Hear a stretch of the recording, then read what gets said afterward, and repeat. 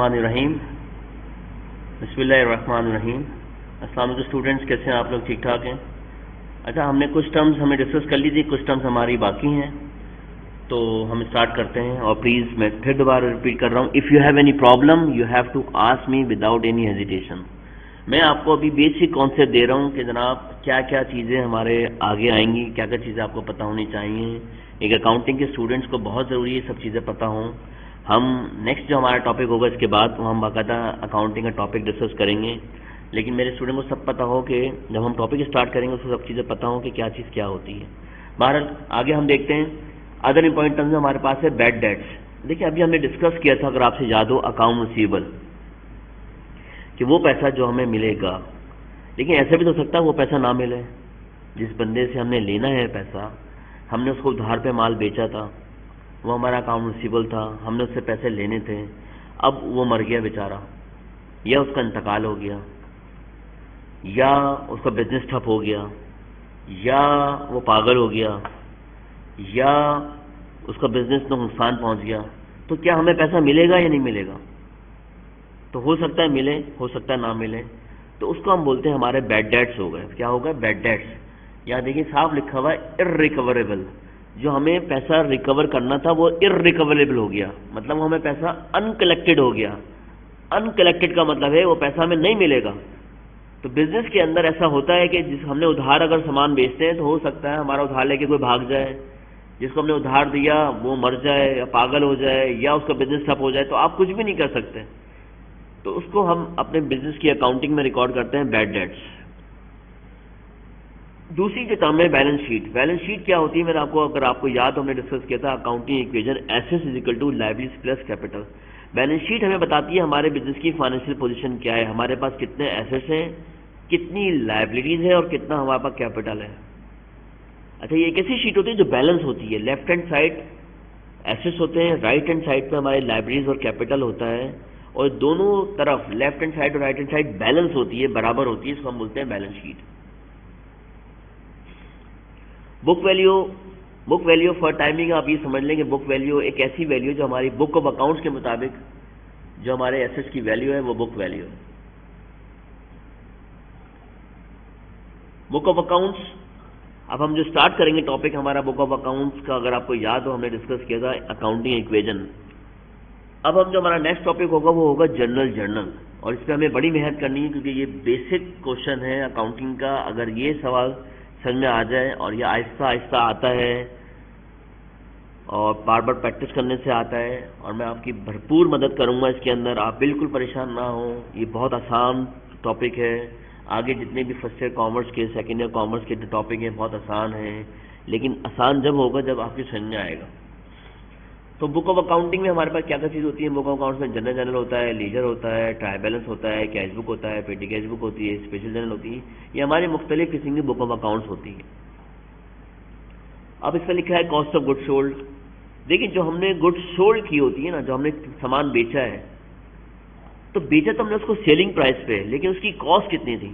Suppose मेरा कारोबार है मोबाइल का, मैंने मोबाइल खरीदा 20,000 रुपये का, तो वो मेरी क्या है? कॉस्ट है, कॉस्ट ऑफ गुड्स सोल्ड। अब मैंने उसको बेच दिया, उसको बेचा कितने का?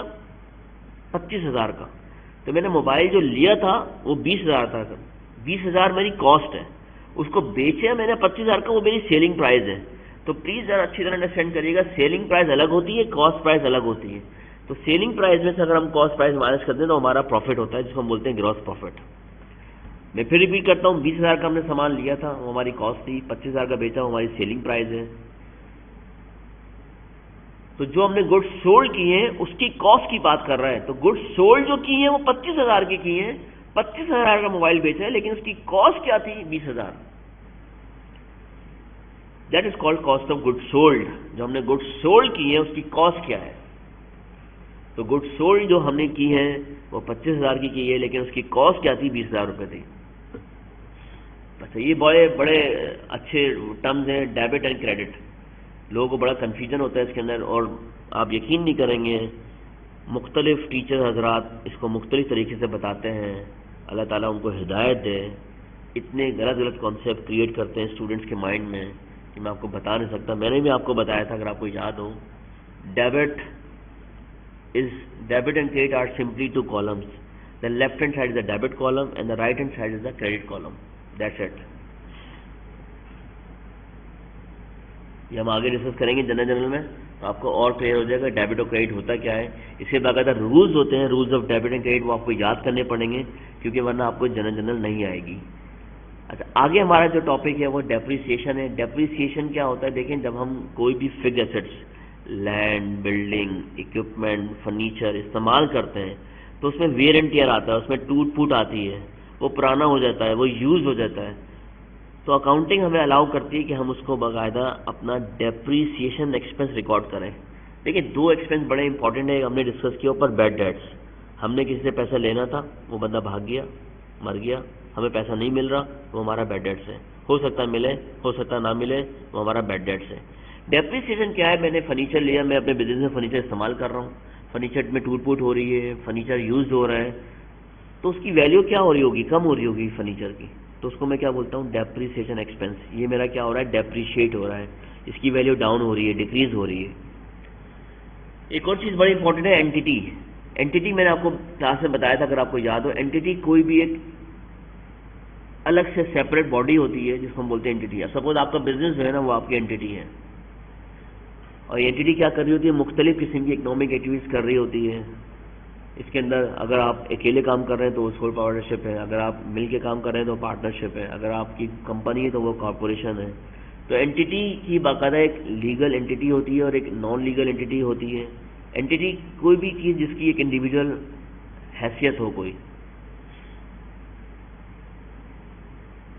अगर आपको एंटिटी का मतलब नहीं भी समझ में आए तो बहुत आसान सा तरीका है, आप इसको गूगल पे देखें, एंटिटी को क्या बोलते हैं, कोई भी एक जिसका कोई वजूद हो उसको हम बोलते हैं entity.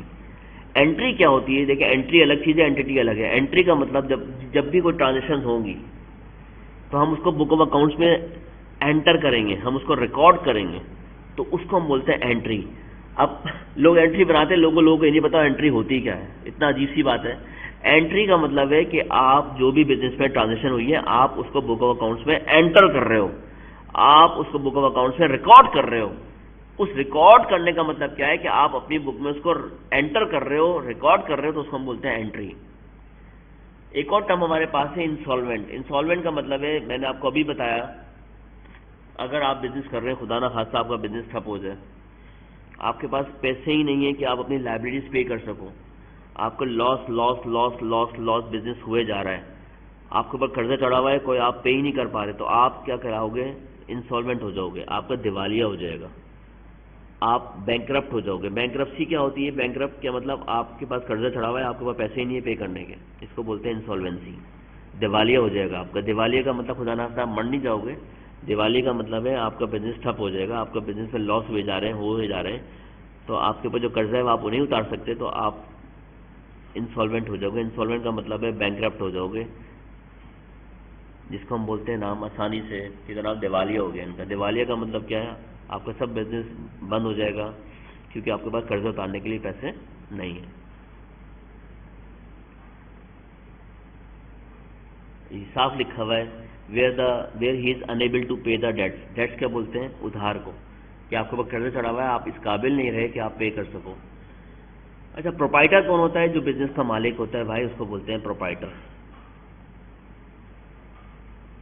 A person who own a business, जो बिजनेस का मालिक होता है उसको क्या बोलते हैं, प्रोप्राइटर। अब आप एक मालिक हो तो हम बोलेंगे सोल प्रोप्राइटर। अच्छा, नेक्स्ट जो टर्म है हमारी रिबेट है। रिबेट का मतलब क्या है, देखें बाज़ औक़ात क्या होता है कि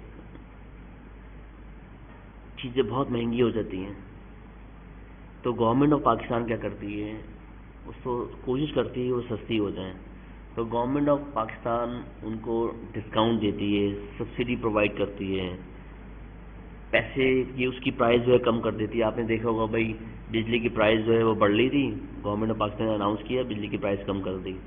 पेट्रोल महंगा करा था, महंगा कर दोबारा रिबेट दे दिया, सस्ती कर दी थोड़े दिनों के लिए। तो ये क्या बोलते हैं, it is a reduction in the price. हम अपनी प्राइस को क्या कर देते हैं, रिड्यूस कर देते हैं। Of the goods after the goods have been sold and is offered for the reason other than that which have been for allowing trade discount, से bad quality product delivered, it is often allowed for sales completed in the past। अच्छा, अब बाजू ऐसा होता है कि आपने देखा होगा भाई कोई माल पुराना पड़ा हुआ है, अब आपने उसको बेचना है, तो आपने क्या कर दिया, तो उसकी क्वालिटी ऐसे से ख़राब होती जा रही है, आपने क्या कर दिया, प्राइस कम कर दी, आपने रिबेट दे दी, आपने डिस्काउंट दे दिया। रिबेट बेसिकली एक इंसेंटिव देते हैं कि भाई आपकी जो प्राइस पहले थी वो हमने कम कर दी, तो उसको हम नाम देते हैं रिबेट का। वो कैसे करेंगे, हमने क्या कर दिया, ट्रेड डिस्काउंट दे दिया। क्यों भाई दे दिया, क्योंकि बैड क्वालिटी प्रोडक्ट डिलीवर, जो गुड्स हमने डिलीवर की थी उसकी क्वालिटी अच्छी नहीं थी, तो वो गुड्स थी 10,000 रुपये की, हमने कहा चलें आप 10,000 रुपये ना दें, आप 4,000 रुपये दे दें। क्यों भाई, 10,000 रुपये की चीज़ है, 4,000 रुपये क्यों दे दें, क्योंकि जो सामान डिलीवर हुआ वो सही नहीं था, उसकी क्वालिटी अच्छी नहीं थी। तो सप्लायर ने कहा कि चलें 10,000 रुपये का सामान बनता है, लेकिन आपको चीज़ अच्छी नहीं मिली तो आप 4,000 रुपये दे दें बस। तो इसका मतलब 6,000 रुपये का हमने रिबेट दे दिया, सप्लायर ने क्या दे दिया, रिबेट दे दिया। रिबेट का मतलब क्या है कि एक इंसेंटिव दिया जा रहा है कि आप पूरे पैसे ना दें बल्कि कम दे दें। कम क्यों दे दें भाई, कोई ना कोई रीजन होती है, कोई ना कोई पर्पज़ होता है उसका। क्लियर है। अच्छा देखिए, फिर ये वर्ड आया सॉल्वेंट। सॉल्वेंट का मतलब क्या है, इसका मतलब आपकी पोजीशन अच्छी है कि आप पे कर सकते हो डेट्स। इंसॉल्वेंट क्या होता है कि आपकी कंडीशन अच्छी नहीं है कि आप डेट्स पे नहीं कर सकते।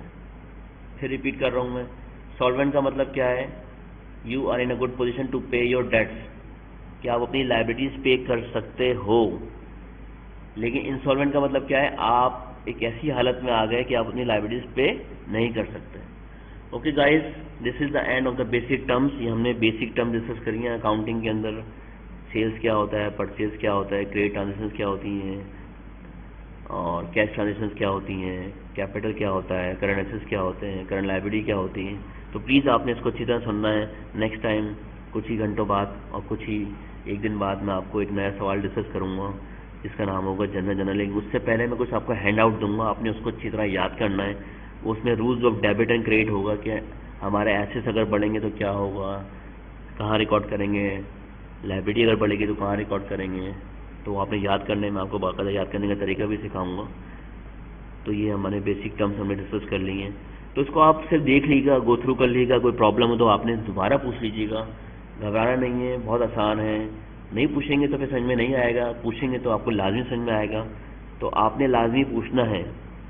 मैंने व्हाट्सएप ग्रुप पे आप लोग को लॉक कर दिया है, सिर्फ मैं और एडमिन चीज़ें हम डाल सकते हैं, आप लोग शेयर नहीं कर सकते, क्योंकि मैंने देखा था उससे कुछ स्टूडेंट्स के कॉन्सेप्ट ख़राब हो रहे थे, और जिसकी मर्ज़ी में आता, जिसको समझ में आता वो अपनी मर्ज़ी से चीज़ें बता रहा था, और चीज़ें काफ़ी डिस्टर्ब हो रही थी, पूरी ज़िंदगी अजीब हुई हुई थी डेली बेसिस पे, और मिनट टू मिनट हमें मैसेज आ रहे थे। तो अब सिर्फ हम, जो भी प्रॉब्लम है आप मुझसे इंडिविजुअली डिस्कस करें, शेयर करें विदाउट एनी हेजिटेशन। आपके पास मेरा नंबर है, जिसके पास नंबर नहीं हो मेरा नंबर ले लें। मेरा नंबर गूगल क्लासरूम पे भी है, मेरा नंबर मैं आपको दोबारा भी दे सकता हूँ, आप मुझसे कांटेक्ट कर लें, मुझसे पूछ लें। मैं एडमिन भी हूँ ग्रुप का, तो आप मुझसे इंडिविजुअली पूछ सकते हैं, कोई ऐसा प्रॉब्लम नहीं है।